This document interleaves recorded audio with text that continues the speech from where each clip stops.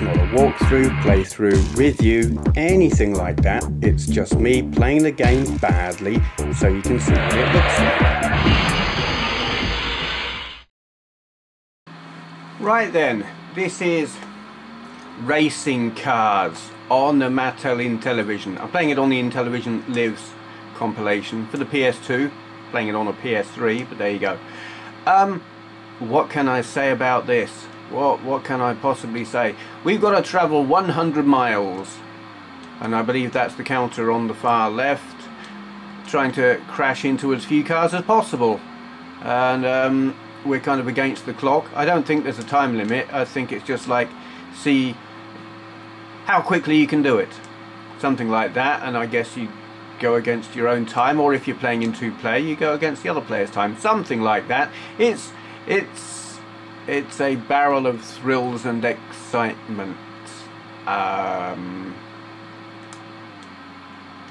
Maybe. This is me on the dual carriageway.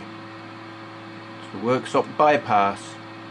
I actually really don't like driving on dual carriageways because it's full of people who do like that geezer just did.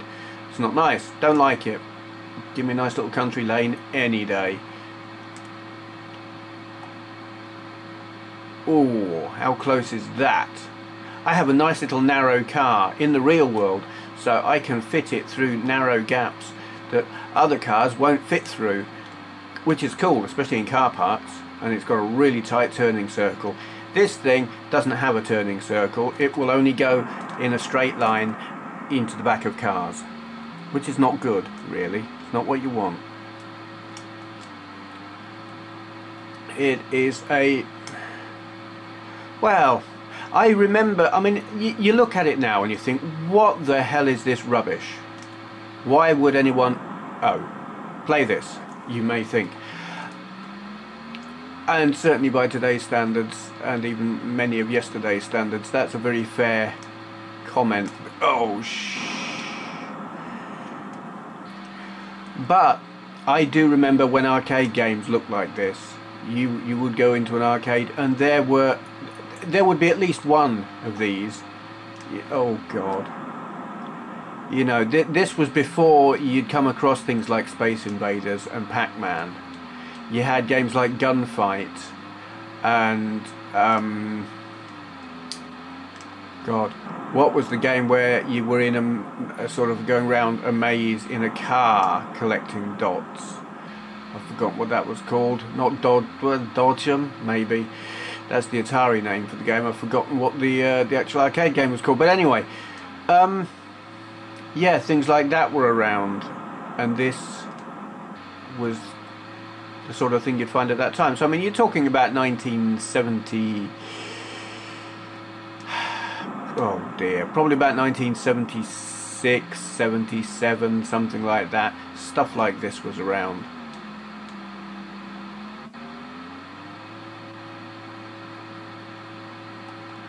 So it's, oh God, playing badly, very, very badly.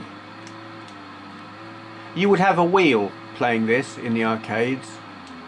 Come on, what lane, oh God. Pick a lane, any lane you like, and just stay in it if you don't mind. Stop weaving. Unless you're making a nice rug. Whoops.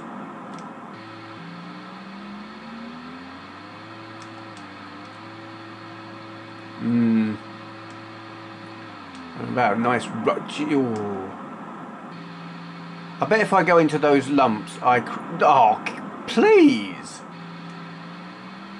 Fairness was not a factor in these games. They were so random in their crapness that yeah, you would frequently find yourself dead through no fault of your own. There you are, call the AA. Dear oh dear. And for those who are in America, that does not mean Alcoholics Anonymous.